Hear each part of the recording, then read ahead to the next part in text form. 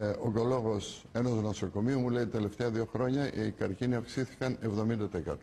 Ογκολόγος άλλου νοσοκομείου μου λέει 75%.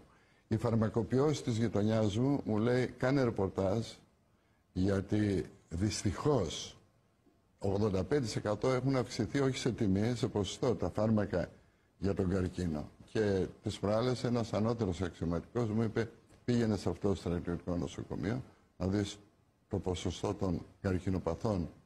Δεν θα πω ποιο σώμα είναι, για λόγους εθνικής, εν πάση περιπτώσει, για λόγους εθνικούς και για την ευαισθησία που επιδεικνύουν ή που αισθάνονται ότι επιδεικνύουν εκεί, να δεις τι ποσοστό καρκίνο υπάρχει σε νέους αξιωματικούς και ανθρώπους που έκαναν αυτό το πράγμα. Αυτό αποσιωπάται. Και είναι απίστευτο γιατί συμβαίνει, δεν θα έλεγα μπουρδες εγώ εδώ πέρα, ούτε πράγματα τα οποία δεν γνωρίζω, μα δεν έχετε ούτε λόγο, υποθέτω, εκείνα να το που βγάζω από το μυαλό μου.